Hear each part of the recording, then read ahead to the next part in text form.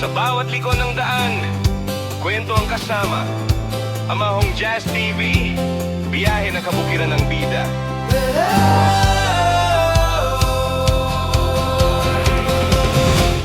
Hello. Good morning, guys. Good morning. Today, pangilang araw natin yan, ate. Yun, we go to upstairs to take a breakfast. We are here. Good morning again. Almusal naman tayo mga kapokit. Buffet breakfast.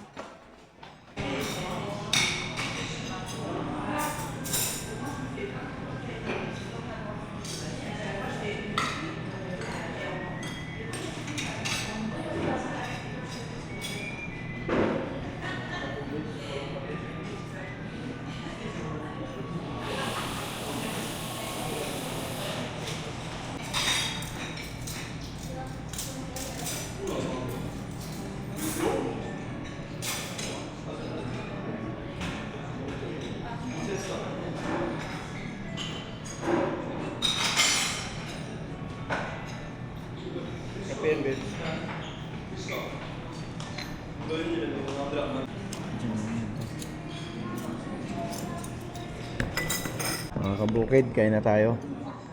Ganun pa rin, black coffee. Anong tawag dito? Tiig? Tieg. Tiig. Tapos parang may kangkong. Hot choco sa'yo? Yes. Tusing? Hot choco. Sa akin, coffee lang. Coffee lang din.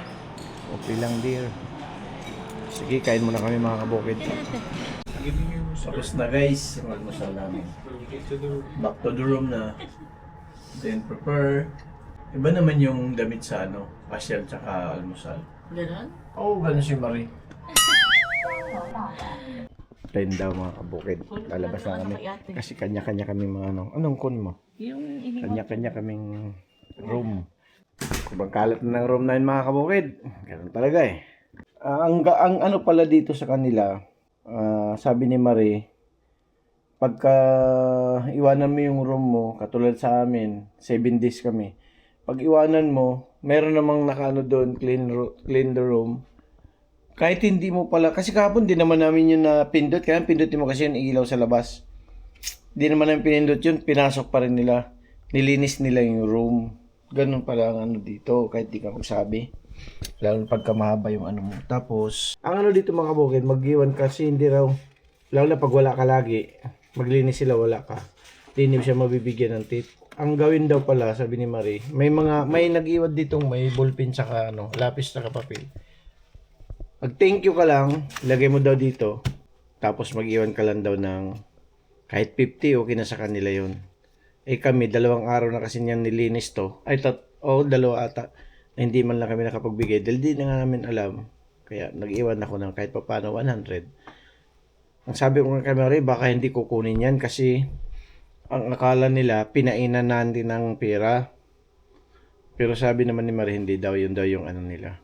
Kaya subukan ko to. Pag ito nilinis mamaya, tapos nawala tong pera, ganun na nga. Ganun ang rito. Kalakaran. So guys, yun lang. Guys, mamaya, update ko kayo mamaya pagdating ng 10 or 10:30. Kasi sabi nila 10 daw. Bye, relax muna. We are here again. Pupunta kami ngayon sa mga kabukid. Yung ni ate, yung binok ni ate na gondola. Ano ba yan? Gondola na yan. Parang yan eh. Cable car. Sarap maglakad-lakad yan. Malamig mga kabukid kasi kulimlim panahon. May bagyo nga sa Philippines. Pag may bagyo sa Philippines, sunod talaga yan, Taiwan. Hindi ba tatama? Apektado pa rin. Puno ka ng train mga kabukid. Daming tao. Oh. Ano ba ngayon? Sabado ngayon, di ba? Sabado. Oh, ba't ang dami tao? Pasyal time siguro. Ha? Pasyal time din siguro nila dito. Grabe, no? Ang pasyal nila Sabado, hindi Linggo. Yung Linggo para sa mga Pilipino OFW siguro, no? Dito tayo ngayon sa Zhongjiao Fuzing. Tapos bababa kami doon sa Taipei Zoo. Last station sa BR1.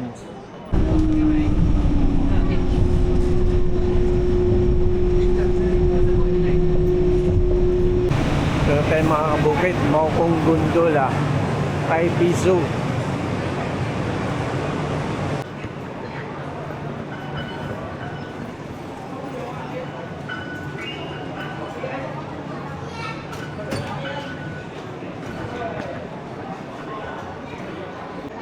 I don't know how to pronounce this, Maukong Gondola or Maukong Gondola.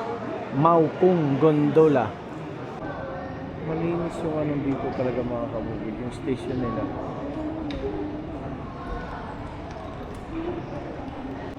Tamo mga senior yun mga kabukid. Oh, hindi pa nag-elevator pa, nag-escalator pa yung mga bata kasi mga senior. Ang titibay ng mga matatanda dito. Buti mga kabukid. Medyo mainit siya, makulimlim pero mainit. Ay, maintindihan, mainit na makulimlim pero mahangin. Ayun mga kabukid, kibulak. Kita ba? Ayun o. Saya mga kabukid. Layo ng pinanggalingan namin. Pagdating namin dito, wala. Hindi pala nag-ooperate yung gondola kasi malakas daw ang hangin. Di ba may bagyo ngayon sa Philippines? Apektado ng Taiwan. Mahangin nga naman. Wala sa hangin. Wala, balik kami mga kabukid kasi pero meron naman eh. Sa 11:22, baka yan yung mga pamanin. Sayang, oh. Yung mga bagong dating hindi na pwede mga kabukid. Suspendin na nila yun. Wala, suspended mga kabukid. Balik na lang daw kami bukas 9 AM pero malalaman pa kung okay pa rin okay ba yung weather bukas.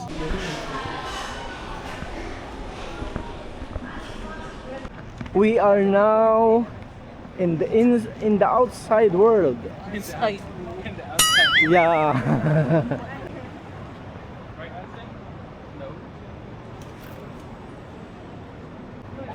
We came from the underground city.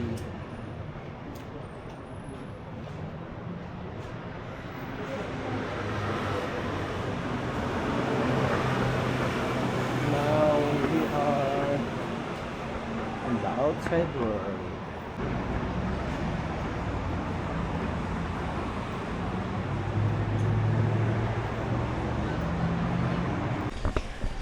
Restaurant na pupuntahan mga kabukid. Uncle Ivo lang. Uncle Ivo lang. Yeah, I already picked it. Ngayon lang ako naka-encounter mga kabukid ng restaurant na meron na silang tubig. Oh.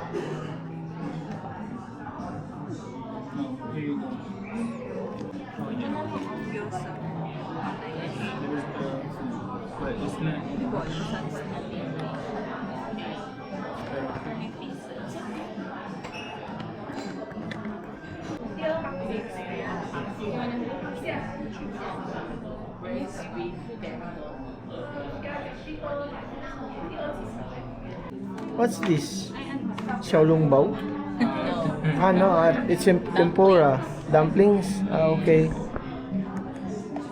Kaya tiyan natin. Ano siya? Braised beef. What's called this story? 2 kilometers. Oh, dumplings. Then, dumplings again with sauce. Ito fried. Ito beef. Beef yung tenderloin na normal. This pork. Mamaya kabukid usugan natin yan kung masarap. Meron pa kami hintay pa na order na kulang pa to eh. Ate, ang bangus. Ito sa akin. Milk fish. Ito. Shishi. Sorry dumplings.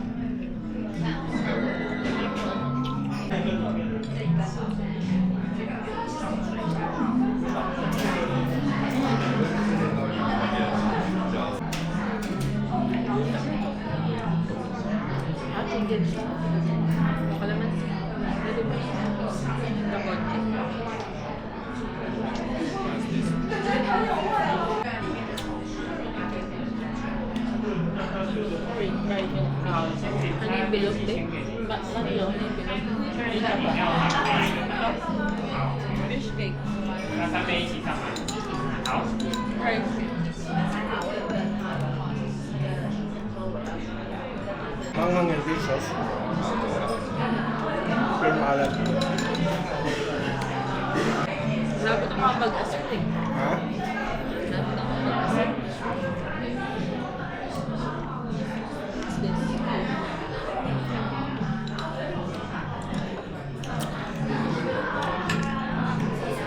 This is tofu. Furnace mga kabukid, masarap yung pagkain nila dito. Sarap. Ubus, lahat ng pagkain malasa. Hindi lang lasa na parang artificial na lasa, masarap talaga. Ayan o. Meron Uncle Ivo lang. Sarap yung mga pagkain mga kabukid. Busog na naman ako. Palaban na naman tayo sa ano to, lakaran. Okay lang dito mga kabukid, dahil kang busog kasi lagi kang maglalakad. Walking and walking and walking. Nasa second floor to mga kabukid. Oh. Si Uncle Ivo lang, Taiwan Bistro. We are here at the street of Taiwan, Taipei. Kaya kabukid, nandito na kami sa labas. Dumaan lang kami sa Watson kasi bumili kami ng Bibel Bossing. Mayroon mga damit dito mga kabukid, champion. Kala namin piki. Original pala, legit pala mga kabukid. Eh napabili yung anak ko. Pati si Bossing napabili. Pili ako ng pili. Meron din pala akong nagustuhan. Dalawa. Binira ko na, baka tirahin pa ng iba. Ito yung donut ngayon guys na pinipilahan dito sa Taiwan. Magkano to? Linggo, 800? 1.6 to? grabe naman yan. Guys, dito 800 Taiwan dollars. Convert natin sa Philippines, 1,600 pesos yan. 1, 2, 3, 4, 5, 6, 7. Itong piraso. Nabudol ako mga kabukid, ako daw magbayad. No choice eh. Mayroon pa naman akong mga Taiwan dollar, mayroon pa dito.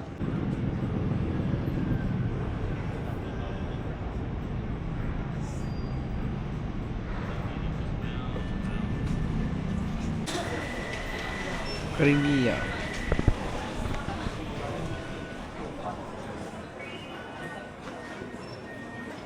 The ice cream of the century.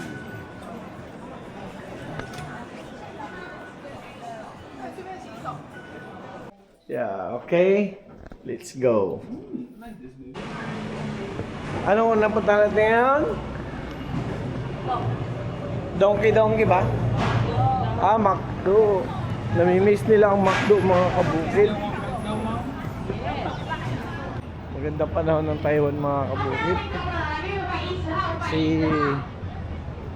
madilim-dilim na. Pag Sabado pala, tsaka Linggo, di ko alam kung bukas maraming tao. Pag Sabado pala, mas maraming tao kaysa ordinaryong araw. Yan o. Kung dumating kami rito, ganitong oras, walang ganong tao. Ngayon, dami o.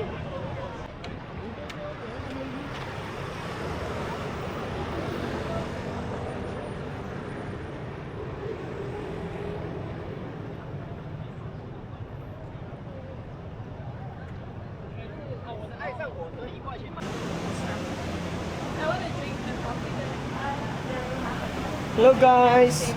Say hi to the vlog.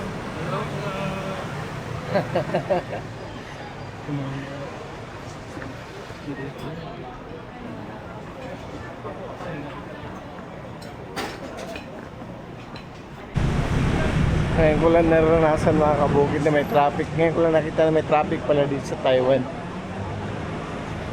Sabado ngayon, Sabado. Pag Sabado talaga, marami pala talagang tao. Baka lalo na pag Linggo.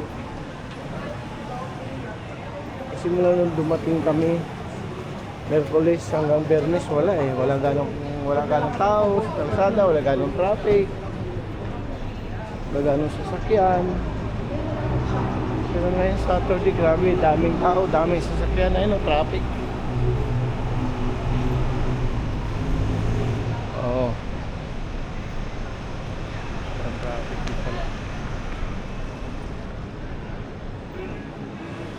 Dito po sa Ximen.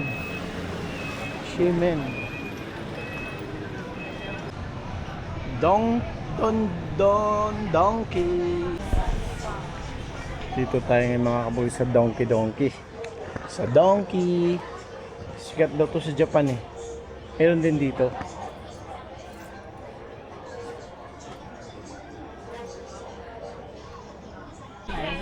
Parang 168 lang din mga kabukid. Yung galing sa 168 ay yung sa 168 dito galing nga tayo. Donkey. Donkey.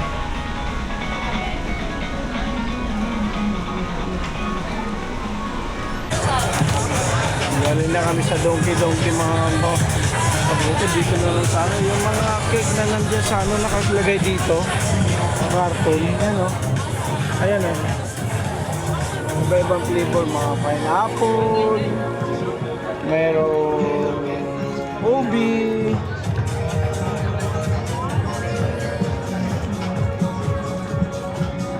Merong custard lava.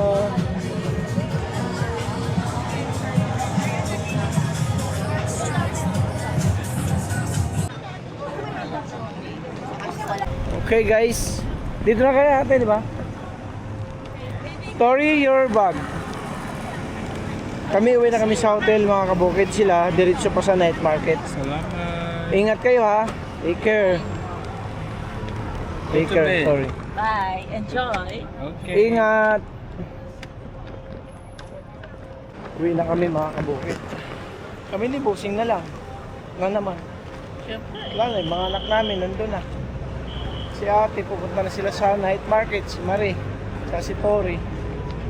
Eh, ang meron daw doon, mga pagkain lang naman daw, kaya hindi na kami sumama. Eh, ako kasi mga kabukid, kala ko lagi may lindol eh. Nauuga lagi yung tinapinagtayo ako, sabi ni Hazel, patulog ka na sis. Kasi lagi ako kulang talaga sa tulog, ewan ko ba?